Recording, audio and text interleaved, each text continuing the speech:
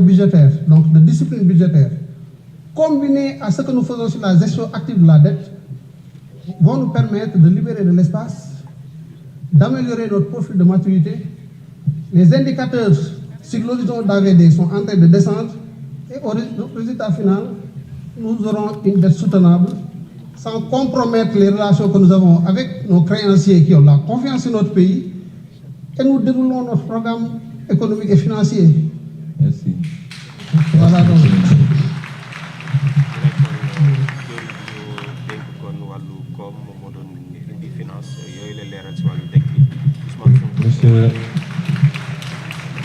Monsieur le ministre des Finances, mu ngi ñàkk tooy xepp fi wax ci bor bi et il y a de quoi, pourtant il fait pas chaud dans la salle, monsieur le ministre, mais il y a de quoi. La dette du Sénégal pour cette année ñu ngi war a servir la dette à hauteur de 5,261,579,980. 5 milliards. 5 000 milliards. 5 000 milliards. 261 millions et suivant. Suñuy recette, total recette, c'est 6 188 milliards. Maanaam mënoon nañu jël recette yi yëpp fayee ko bor bi moom donc la cay des matul 1000 milliards. Premier trimestre bi bor bi mi ngi ci 1938 milliards boo ko dajeel boo ko tasee wàllu bor intérieur bi c'est 762 milliards bor extérieur bi 1175 milliards. Deuxième trimestre bi mën naa ko faram fàcce waaye day gudd. Lii mooy ndono gi li nga xam ne gars yi bëggatuñu ñu wax ko. Il faut que yéen parlementaires il faut que les cadres les intellectuels parce que débat bi mënuñu koo gaaw a suul ndax moo arrangé nit ñi mais tout part de là mooy lan nga fi fekk ak lan nga mën a demee. su ma jëfee comparaison ñoom bi ñuy egsi 2012 l'encours de la dette bi nga xam ne moom la régime bi fi jógoon bàyyi c'était 2704 milliards ñoom ñu ngi bàyyil 23 666 milliards. L'encours de la dette mooy ful nañ ko 10 boo seetee loolu ñoom ba ñuy doon 39% du PIB la ñu doon ci dette 39% ci PIB mooy alalu réew mi yépp boo ko dajalee bor bi fanweer ak juróom-ñeent la woon ñoom ñu bàyyi ñu fi 119% du PIB loolu ngeen fi bàyyi de c'est-à-dire dañoo posé ne réew mi ba ko piégé ko ba kenn xamatul ñu ba ko lii c'est des statistiques du lu ma inventé mi ngi fii ci ministère des finances ku dem génne ko soo xoolee ñun suñu encours de la dette ma ne 23 milliards 666 ñoom ñu doon noonu juste à peine 2700 milliards kon lii mooy doonoon ñu déclaré woon 74% de taux d'endettement ñu ñëw gis 119%. boo seetee différence bi 7667 milliards bu ñu làq la léegi au moins kenn werantetul loolu liñ ci njëkkee wax def conférence de presse lu ne dégg naa ko fi lu ne mais tey kenn mënul taxaw ne bor bu ñu làqoon amul 7667 milliards fan la ñu dugal 7667 milliards lu bokkul ak bor bi yépp nag dama génne loolu rek gis nga man 7660 milliards su ma ko amoon fi mu toll nii buñ ko amoon ñun dinaa def des projets yoo xam ne ça change définitivement xar kanamu koom-koomu réew mi définitivement su ma amoon loolu dinaa def le grand transfert d'eau pour 700 milliards dinaa def le réseau gazier du Sénégal nga xam boo ko defoon tey gaz bi ñu jëlee ko fa mu war a jógee depuis le nord tasaare ko fépp mu fekki industrie fekki yi fekk lépp loolu li muy changé ci réew mi kenn xamul nu mu toll. Immédiatement le pays devient compétitif, les entreprises se délocalisent nga liggéey. dinaa def les agropoles dans leur nouvelle version, pas seulement ay bâtiments pour def de l'industrie, mais ñu commencé ci production. dinaa def les agropoles, dinaa terminer l'agropole sud pour 186 milliards. dinaa def l'agropole centre pour 304 milliards. dinaa def sax les autres agropoles. dinaa def le pré-Ferlo nga xam ne boo ko defoon tey tout le Ferlo changé. ndox mi baawaan fu nekk pour 330 milliards. dinaa jël le port de Ndayane li nga xam ne mooy les infrastructures maritimes communes pour 250 milliards au lieu ma koy tay lay bitim réew dinaa ko defal sama bopp. dinaa def l'extension de l'aéroport AIBD pour 305 milliards. les logements sociaux pour 405 milliards. SENTER yokku autorail bi yóbbu ko ba Thiès dinaa ko def ci loo xam ne du weesu 400 milliards. waaye mun naa def lenn ci loolu def benn projet boo xam ne c'est le projet le plus structurant mooy Yaakaar Teranga ma defal ko sama bopp. j'ai besoin de 4500 milliards je fais Yaakaar Teranga, on donnera l'énergie à 60 francs le kilowattheure aux Sénégalais et aux industriels. Imaginez l'impact de ces projets-là sur la société. Où est-ce qu'ils ont mis l'argent? duñ ma ne Diamniadio la ñu gas tabax ay immeubles wala ci ay stade lañ ko def wala et c'est ça li tax man mënuma d'accord ak ñu bëri ci li ñu bëgg parce que lii wax nañ ko Sénégal ñu ngi leen ko wax saa su ne te teewul malgré tout on a fait des efforts mais balaa may ñëw ci loolu cette dette elle est odieuse dafa am lu ñuy wax la dette odieuse parce qu'elle a été contractée en tout cas pour une partie les 7600 milliards elles ont été contractées sur le dos des Sénégalais sans que Assemblée nationale valide ko sans que mu jaar par les circuits. C'est une responsabilité extraordinaire mais ñun bu ñu bëggee changer réew mi bu ñu bëggee demander aux Sénégalais ñu def ay sacrifices. La question c'est pourquoi les étudiants patienteraient, pourquoi les commerçants, les syndicats, etc. bu dee ñun lii lépp am na ba pare ñu ko def ne fi fang dara fekku leen kuñ ci jàpp sax ñi ngi pexe ni ñu koy génne kuñ ci jàpp sax suba ngoon ñi ngi pexe naka lañ koy rëccalee mu dem dossier yi yëpp ngeen dégg amuñ man daan ko wax de awma ci benn yaakaar boo moytul France lay mujje xam ngeen ndax la te loolu moo tax nag problème am parce que amoon na fi première alternance am fi deuxième alternance ñu ne CREI traque des biens fan la mujje fenn te pourtant et c'est le lieu de féliciter les corps de contrôle de ce pays, l'IGE,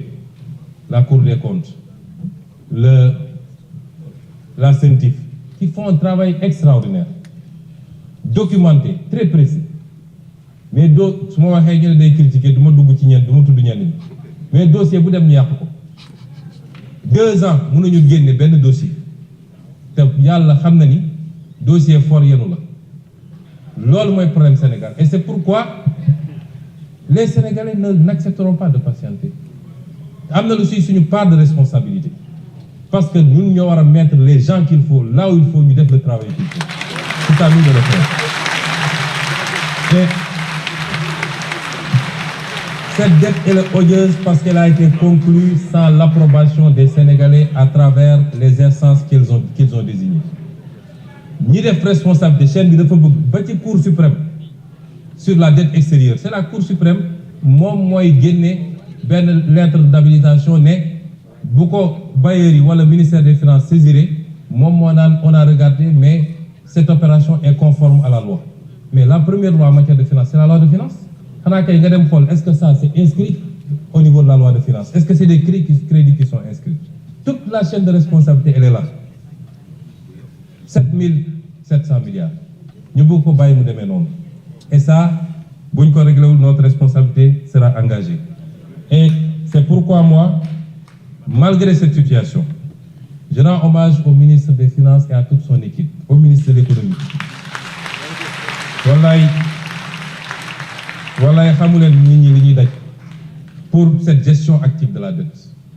ànd nañ fu bëri tukki dem di waxtaan di lijjanti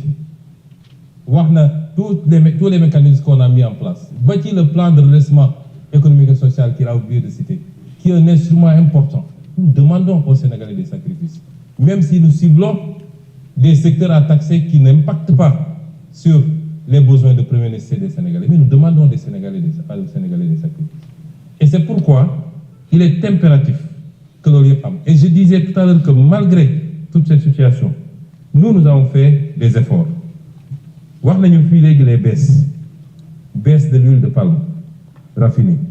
100 francs par litre, sucre cristallisé, 75 francs, farine, 4000 francs par sac, pain, ciment, riz, le riz brisé, le supercarburant, le gasoil, l'électricité, tout ça malgré cette situation parce que yërmande gi ñu am ci askan yi moo tax ñu def ko mais loolu dafa ànd ak ñaar benn bi mooy il faut que les comptes soient rendus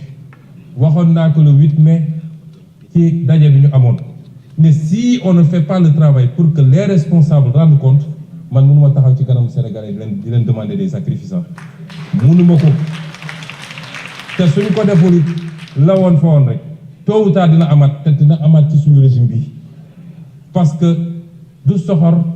du règlement de compte waaye man mii lañ ma dénk ma gérer ko dinaa ci rendre compte devant les Sénégalais bu ma ci jëlee lu ma moomul dañ ma war a teg yoon loolu la ñuy defaree réew et c'est pourquoi boobu mooy premier élément bi deuxième élément bi mooy Sénégalais xam ni richesse bu ñuy séddale moo fi amagul wax nañu léegi ay syndicats wax nañ ku nekk di réclamer lan ngay réclamer yow tu as un budget des recettes de 6 000 milliards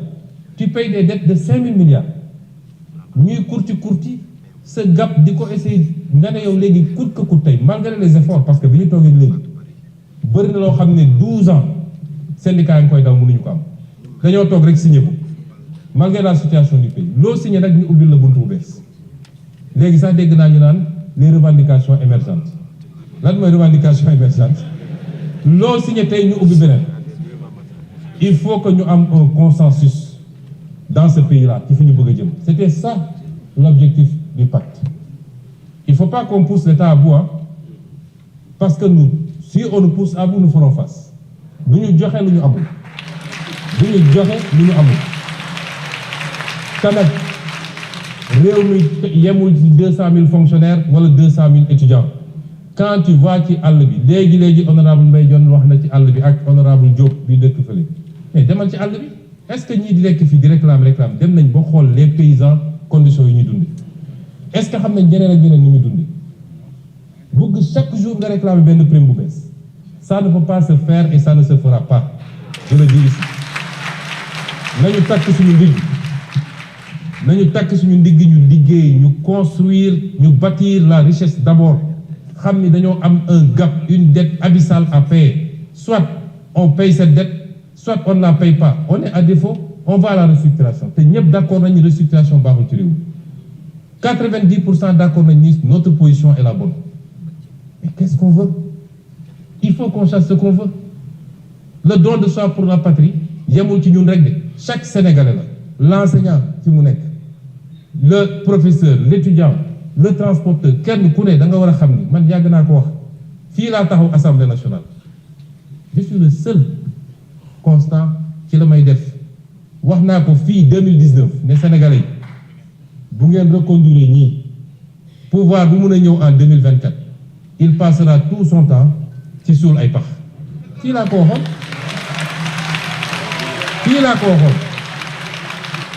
tey ñu toll ci suul pax nag foofu la ñu toll ñun ñëpp ku nekk na jël pelle bi suul pax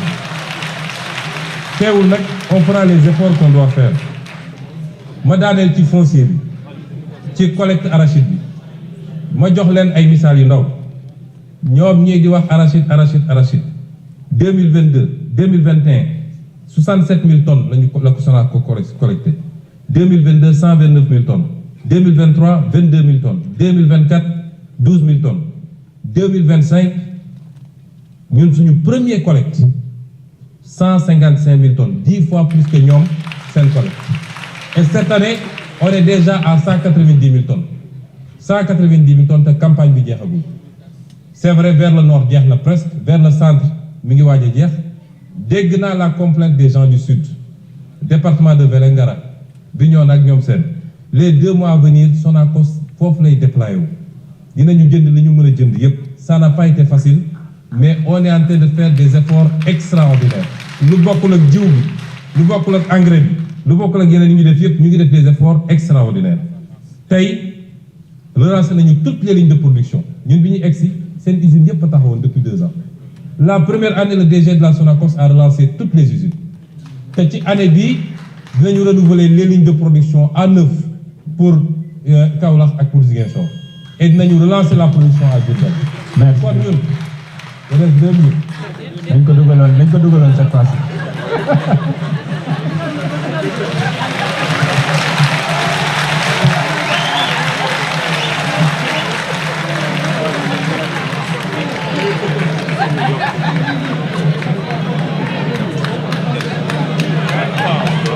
Merci beaucoup.